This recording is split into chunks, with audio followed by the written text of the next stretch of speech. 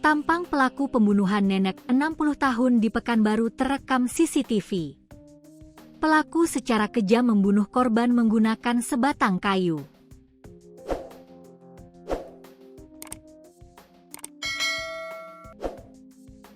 Video rekaman CCTV detik-detik pembunuhan Dimaris Ismi Sitio, 60, viral di media sosial.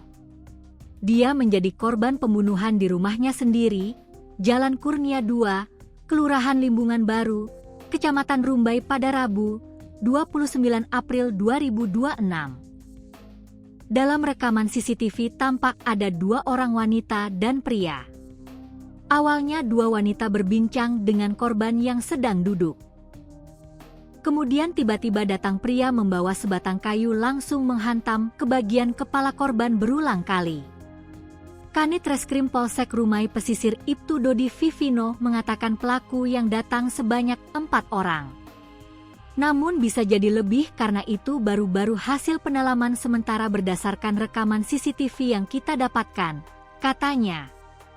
Setelah menghabisi nyawa korban, pelaku sempat mendekat ke arah kamera CCTV. Tampangnya pun terekam jelas. Ia kemudian merusak kamera menggunakan kayu.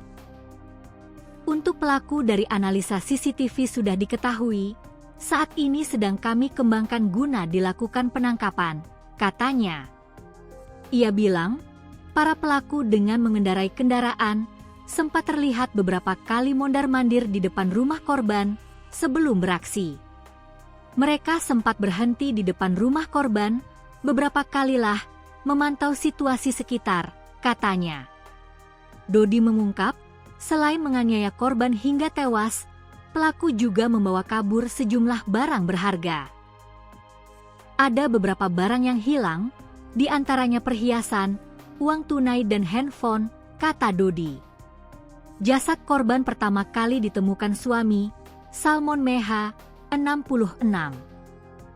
Saat itu, Salmon mengajak istrinya, Dimaris, untuk keluar rumah mengurus pajak kendaraan.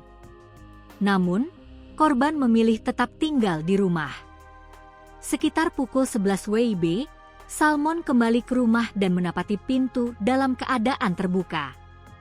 Merasa curiga, ia langsung masuk dan menuju kamar. Di sana, kondisi sudah berantakan. Ia kemudian mencari istrinya hingga ke kamar mandi, namun tidak ditemukan. Pencarian berlanjut ke bagian dapur. Di sanalah Salmon menemukan istrinya sudah dalam kondisi tidak bernyawa. Korban ditemukan dalam posisi tertelungkup dengan luka pada bagian wajah yang mengeluarkan darah. Di sekitar kamar mandi juga terlihat banyak bercak darah. Kejadian itu kemudian dilaporkan ke pihak kepolisian.